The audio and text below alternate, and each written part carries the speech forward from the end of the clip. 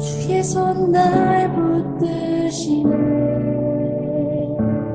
하나님은 영이십니다. 그러므로 하나님께 예배를 드리는 사람은 영과 진리로 예배를 드려야 합니다. 아멘. 할렐루야. 반갑습니다. 우리 반갑게 인사 나누겠습니다. 반갑습니다. 네, 반갑습니다. 한 주간도의 건강한 모습으로 이렇게 또 보내시고 이렇게 웃는 얼굴로 건강한 모습으로 만날 수 있는 것 참 주의 은혜지요. 제가 얼마 전에 드라마에서 아주 제게 감동이 되는 대사 하나가 있었습니다. 특히 사랑하는 사람에게 말을 할 때 내가 오늘 이 사람에게 하는 마지막 말이라고 생각하고 말을 하라라는 그 말이 있었습니다. 그런데 저는 오늘 우리 드리는 예배가 정말 내가 드릴 수 있는 마지막 예배, 내가 드릴 수 있는 마지막 말씀이라는 마음으로 이 자리에 나온다라면 하나님의 은혜를 누릴 수밖에 없겠지요. 오늘 말씀도 오늘 예배도 내가 드릴 수 있는 마지막 예배요, 마지막 말씀이라는 마음으로 예배 자리 가운데 그리고 말씀의 자리 가운데 나아갈 수 있는 저와 여러분이 되길 소망하고 그 마음 가운데 하나님께서 한량없는 은혜로 채워주시기를 주님의 이름으로 간절히 축복합니다. 아멘. 언제나 자신에게 있어서는 노라고 말하고 하나님에게는 예스라고 말하는 것을 자신의 삶의 기준으로 삼고 살았던 사람이 있었습니다. 바로 윌리엄 보든이라는 분입니다. 그런데 그가 죽은 후에 어머니에게 그의 성경책이 전달되었습니다. 근데 그 성경책을 가만히 보니 세 문장이 또렷하게 적혀 있었습니다. 남김없이, 후퇴 없이, 그리고 후회 없이 라는 이 세 문장만이 선명하게 기록되어져 있었습니다. 대부의 자제로 태어나서 남부럽지 않게 편안한 삶을 얼마든지 살 수 있었던 그였습니다. 그러나 그는 자신의 모든 기회와 권리와 소유, 그 모든 것들을 아낌없이, 남김없이, 후퇴 없이, 그리고 후회 없이 하나님을 위해서 써버렸다라는 것이죠. 자신이 남긴 말처럼 그는 참으로 하나도 남기지 않았습니다. 그리고 후퇴하지도 않았습니다. 그리고 더 중요한 것은 그 믿음의 삶을 결코 후회하지 않았다라는 것이죠. 저와 여러분도 우리의 믿음의 삶이 언제나 하나님께 남김없이 드리고 후퇴 없이 머무름 없이 뒤로 물러남이 없이 언제나 한 걸음 한 걸음 나아가는 삶을 살길 원하고 또 무엇보다도 후회 없는 믿음의 삶을 마음껏 살아낼 수 있는 저와 여러분이 되기를 다시 한번 주님의 이름으로 간절히 축복합니다. 아멘. 오늘 예수님께서는 마태를 제자로 부르셨습니다. 그런데 마태가 예수님의 제자로 합당한 사람이었습니까? 보통 사람들이 생각한다면 도저히 제자가 될 수 없는 사람입니다. 어떻게 그 사람이 다른 사람도 아니고 어떻게 그 사람을 주님께서는 제자로 삼으실 수 있는가? 충분히 원망하고 충분히 불평하고 충분히 따질 수 있는 그런 사람이었습니다. 그도 그럴 것이 그 당시 세리는 어떤 사람이었습니까? 유대인들에게 세금을 걷어서 이스라엘 사회에서 미움을 받은 사람들이었기 때문에 그렇습니다. 그래서 세리는 민족의 반역자이며 죄인이었습니다. 민족의 반역자여 죄인인 사람을 주님께서는 지금 제자로 부르시고 계신 것입니다. 그래서 마태 스스로도 자신이 제자로서 자격이 없다라는 것을 그 누구보다 잘 알고 있었습니다. 그럼에도 그가 예수님의 부르심에 즉각 따랐다는 사실이 참으로 놀라울 따름입니다. 세상의 관점에서 본다라면 마태는 지금 아주 좋은 직장을 버리고 예수님을 따르고 있는 것입니다. 예수님께서 부르실 때 즉각 그 자리를 박차고 일어나 주님을 따르는 것, 그것이 순종인 것입니다. 보네포 목사님은 이렇게 말했습니다. 믿는 자만이 순종할 수 있고 순종하는 자만이 믿을 수 있다라고 말입니다. 전적으로 동감하는 말입니다. 믿는 사람만이 순종할 수 있습니다. 순종하는 사람만이 믿을 수 있습니다. 순종은 아무나 할 수 있는 것이 결코 아닙니다. 믿기 때문에 순종합니다. 하나님을 믿기 때문에 지금 상황에서는 도저히 이해가 되지 않지만 순종할 수 있습니다. 하나님을 믿지 못하는데 어떻게 순종할 수 있겠습니까? 또한 순종하지 못하는데 어찌 하나님을 믿는다라고 자신 있게 말할 수 있겠습니까? 절대로 그럴 수 없는 것이죠. 그러므로 우리가 순종을 못하는 것은 우리가 능력이 없어서도 아니요, 우리가 가진 것이 없어서도 아니요, 믿음이 없어서입니다. 거기에는 어떤 핑계도 될 수가 없습니다. 순종을 못하는 것은 내가 하나님을 그만큼 믿지 못하고 있기 때문에 그렇습니다. 제가 늘 말씀드리지 않습니까? 하나님의 일은 하나님이 하시는 것이라고. 우리는 그저 쓰임받는 도구에 불과할 뿐이라고. 그렇다면 하나님의 일은 내가 하는 것이 아닙니다. 하나님이 하시는 것이죠. 거기에 내가 순종의 여부를 내가 가진 것으로 내 능력으로 한다라면 그것은 순종할 수 없는 것이 아니고 믿음이 없는 것입니다. 그렇기 때문에 순종을 주저하게 되는 것입니다. 더불어서 간절함과 절박함이 없기 때문에 그렇습니다. 여러분, 사지에 내몰려 보십시오. 지푸라기라도 잡는 것이 사람의 마음 아닙니까? 나에게 주님에 대한 절박함과 간절함이 있다라면 그 주님의 손 안 잡고 다른 것으로 도망치는 사람이 또 어디 있겠습니까? 없습니다. 절박한 상황에서, 간절한 상황에서 주님 손을 잡지 않을 수 없다라는 것이죠. 저와 여러분의 눈이 먼 바디메오를 기억하고 있습니다. 그는 자신의 간절함과 절박함으로 예수님께서 부르실 때 어떻게 했습니까? 자신의 생명과도 같은 겉옷을 버리고 예수님의 부르심에 순종했습니다. 이런 그의 행동은 예수님에 대한 믿음이 있기 때문에 가능했습니다. 저분에게 가면 뭔가 달라질 것이다. 그 믿음이 있으니까 지금은 내 이 겉옷이 내 생명을 유지해 주는 것 같지만 이것마저도 버리고 주님께 달려갈 수 있었다라는 것입니다. 왜요? 믿으니까. 주님을 믿으니까. 더 중요한 주님을 믿게 되니까 지금 내가 붙들고 있던 것들이 하찮게 여겨지더라는 것이죠. 그래서 그는 믿기에 버릴 수 있었고 믿기 때문에 예수님의 부르심에 순종할 수 있었습니다. 우리 삶을 한번 되돌아보시기 바랍니다. 때론 우리가 하나님의 순종을 거부할 때가 있었습니까?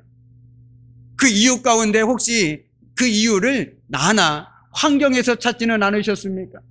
지금은 내가 순종할 상황이 아닙니다.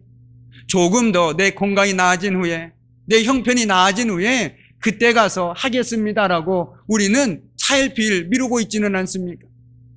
그러나 아무리 좋은 말로, 겸손한 말로 그럴싸하게 포장한다고 할지라도 그것은 믿음 없음입니다. 사람의 일이라면 물론 그렇게 할 수 있죠. 내가 해야 하니까, 내가 감당해야 하니까 내 능력도 봐야 되고 내가 가진 것도 봐야 되는 거 맞습니다. 그러나 하나님의 일에서는 하나님께서 하신다는 믿음의 고백이 있다라면 그것은 주님 내가 믿음이 없습니다라고 고백하는 것과 똑같습니다. 내가 순종을 멈추고 있다라면, 머뭇거리고 있다라면 우리는 먼저 주님께 이 기도를 올려드려야 될 것 같습니다. 주님, 나에게도 순종할 수 있는 믿음을 달라고 먼저 구해야 하는 것이죠. 그렇게 할 때 우리는 그 믿음을 통해서 아주 작은 순종이라도, 정말 아주 작은 순종이라도, 하잘 것 없고 보잘 것 없는 순종이라도 그것을 통해서 하나님의 은혜를 누리게 되고 믿음 안에 살게 되는 것이라는 것입니다.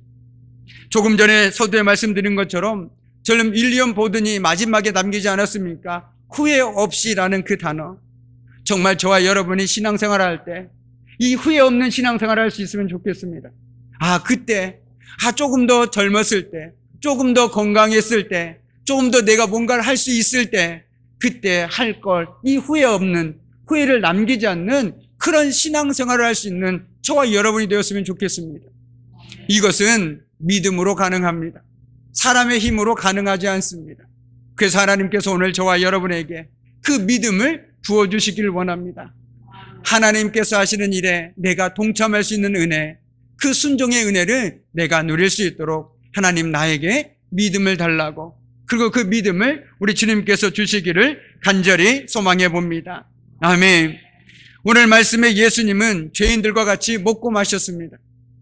죄인들과 어울리는 예수는 율법 규정을 무시하고 다니는 셈이었습니다.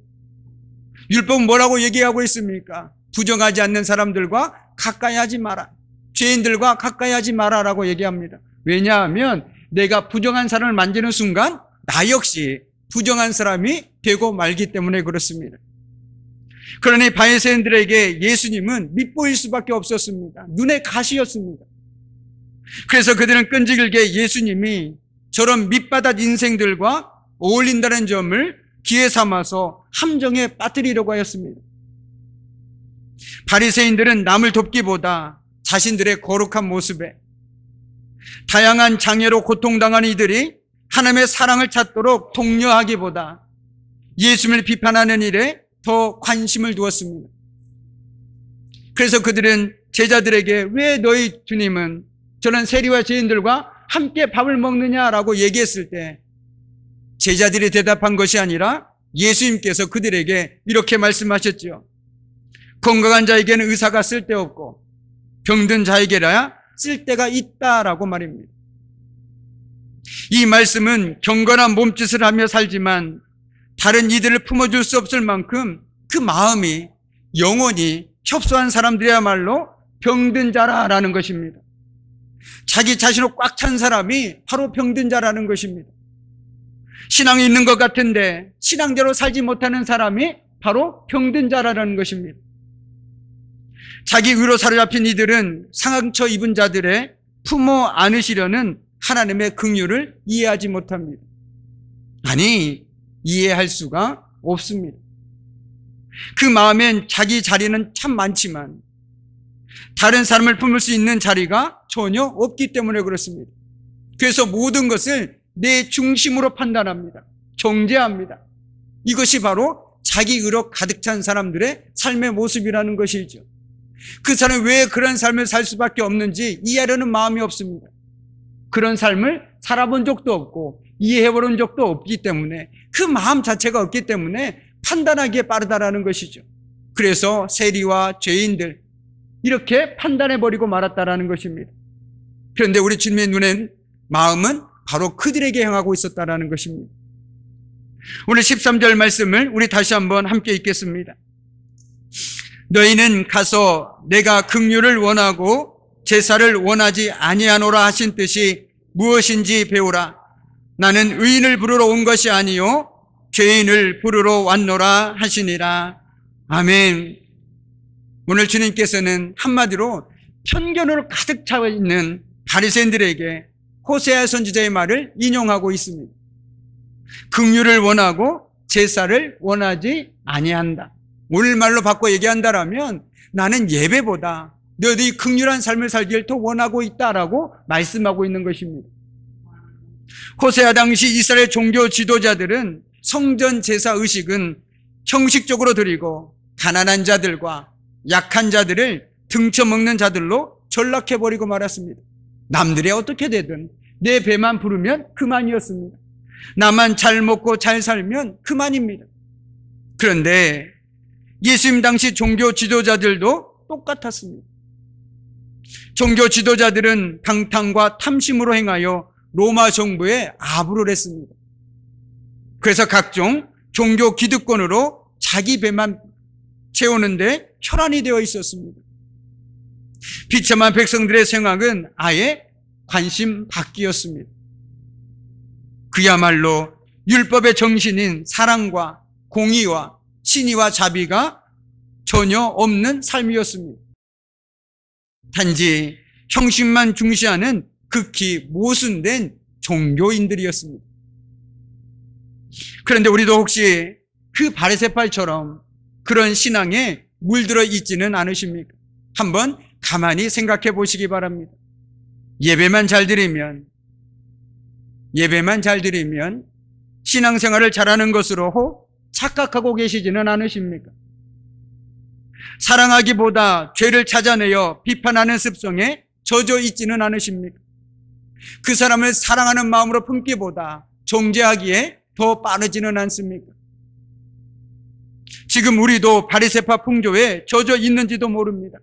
정말 바리새인들 못됐다, 정말 고약하다라고 얘기하지만 그 바리새인이 우리의 모습일 수도 있다는 것을 우리는 이 시간 생각해야 합니다.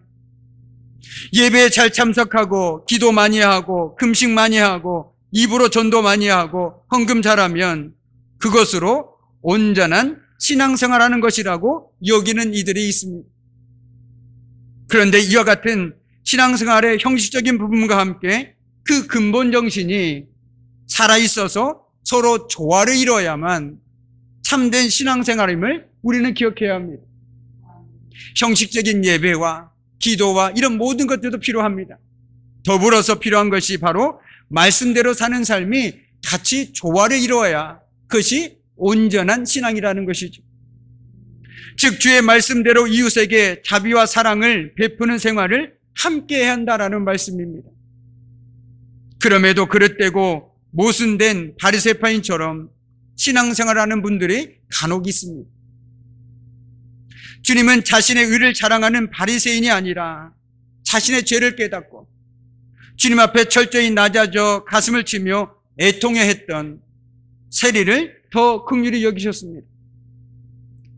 바리새인이 어떻게 기도했습니까? 주님, 나는 저 세리와 같이 하나님께 죄를 짓지 않음에 감사합니다. 그러면서 어깨를 펴고 당당하게 큰 소리 내어서 기도했습니다. 그러나 세리는 어떻게 기도했습니까? 차마 고개를 들지 못했습니다. 너무 죄송스러워서, 하나님께 너무나도 죄송스럽고 미안해서 차마 고개를 들 수가 없었습니다. 그래서 가슴을 치면서 주여 나는 죄인입니다. 그러나 오늘도 주님 앞에 나왔습니다. 그 가슴을 치면서 주님 앞에 나왔다라는 것이죠. 내가 뭔가 대단한 것 같고 내가 신앙생활 잘하는 것처럼 나는 떵떵거리고 있었지만 실상 우리는 오히려 세리처럼 가슴을 쳐야 하는 부분들이 더 많다는 것을 우리는 깨달아야 된다는 것입니다. 사실 우리가 다 그렇지 않습니까? 우리 역시 제 세리처럼 하나님의 말씀대로 살기를 원하지만 삶의 이유 때문에 여러 가지 사정 때문에 말씀대로 살기보다 내 생각대로 살아갈 때가 많았고 그러면서도 나는 주님을 믿노라고 당당하게 고백하며 살아갈 때가 얼마나 많이 있었습니까? 예배만 잘 드리면 된다고 헌금만 잘하면 된다고 내 할 일 다 했다라고 생각하고 살아간 적이 얼마나 많았습니까? 하나님이 가난하십니까? 하나님이 우리의 물질이 필요해서 우리에게 11조로 헌금을 강요하셨습니까? 하나님께서 우리에게 예배를 받으시길 왜 기뻐하실까요? 예배에는 뭐가 있습니까? 말씀이 선포되죠. 그 말씀을 통해서 그 말씀대로 한 주간을 살아내라는 이유가 예배 속에 담겨있다는 걸 생각할 때 우리가 말씀을 듣고 한 주간 내가 그래도 조금씩 그 말씀대로 살아가려고 몸부림칠 때 우리는 세리처럼 주님 앞에 고개 숙이고 가슴을 칠 수밖에 없습니다. 정말 주님 말씀대로 살아가길 원했으나 여전히 연약해서 주님 너무 죄송합니다. 말씀대로 살려고 했으나 그렇게 살지 못해 죄송합니다. 주님은 사랑하라고 말했는데 사랑하지 못하고 미워하고 판단했습니다. 주님은 나누고 섬기고 살아가라고 얘기했는데 내 배만 채웠습니다. 나만 잘 먹으면 됐고 내 배만 부르면 됐다고 생각했습니다. 어려운 이웃을 못 본 척했습니다. 아픔과 고통 가운데 이들을 외면하고 나만 괜찮으면 괜찮다는 식으로 살았습니다. 이것이 바로 우리의 모습 아닙니까? 또 저의 모습이 아닙니까? 그렇게 우리는 오늘도 이 예배자에 나올 때 감사한 것은 우리가 뭔가 대단해서가 아닙니다. 우리가 믿음대로 바로 살아서도 아닙니다. 하나님의 긍휼하심과 자비에 힘입어서 오히려 저희들은 이 자리에 나온 것이죠. 그리고 다시금 한 주간을 그 하나님의 자비하심과 긍휼하심과 은혜에 힘입어서 살아가려고 몸부림치는 사람들이라는 것입니다. 오늘 이 한 시간이 우리 나머지 6일 동안 하나님의 말씀대로 살아가는데 정말 하나님의 능력이 되길 원하고 그래서 이 말씀을 통해서 우리가 세리처럼 차마 하나님께 고개 들지 못할지언정 그래도 말씀대로 살아가려고 몸부림칠 수 있는 저와 여러분이 되기를 간절히 소망해 봅니다. 오늘 예수님께서 이렇게 세리 중 한 명을 제자를 삼으시고 또 죄인들과 함께 식사를 하신 이유는 무엇이었을까요? 그것은 예수님께서 그들이 필요했기 때문이 아니었습니다. 오히려 그들에게 예수님이 필요했기 때문입니다. 바리새인들에겐 굳이 예수님이 필요하지 않았습니다. 자기들이 잘 먹고 알아서 잘 살았습니다. 그러나 어떻습니까? 세리와 죄인들은 어떻습니까? 남에게 비난을 받고 정죄받고 근근히 하루하루를 살아가는 참으로 연약하고 불쌍한 인생들이 아닙니까? 그래서 하나님께 마음은 어디에 있다고 말합니까? 성경에서 하나님의 눈은 언제나 어디 있다고 말하고 있습니까?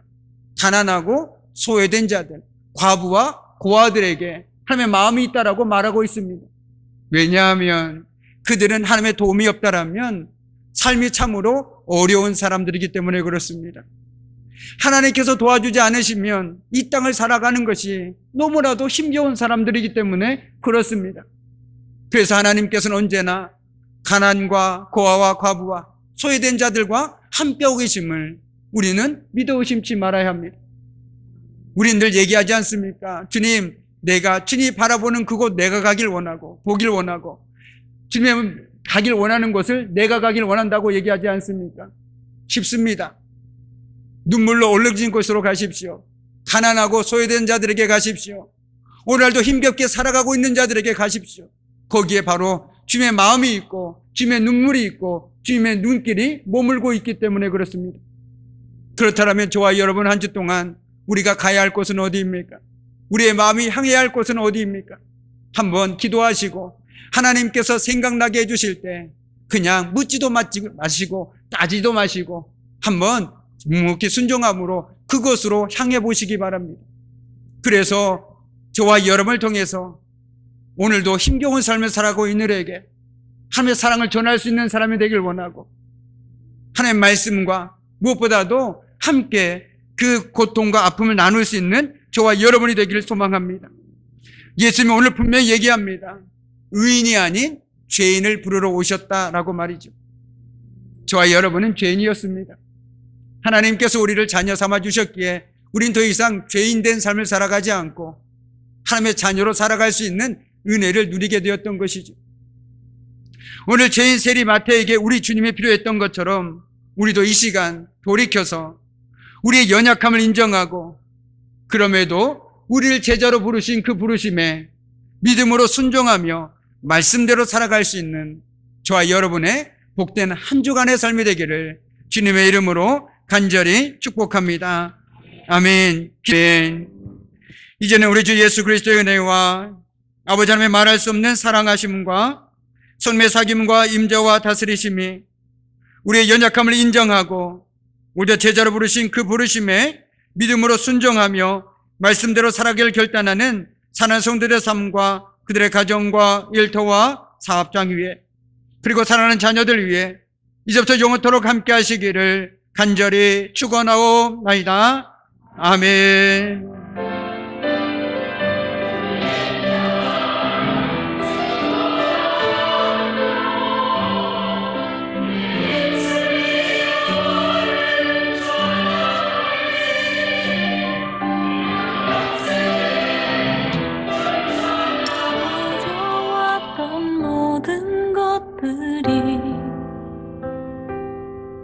내가 지나왔던 모든 시간이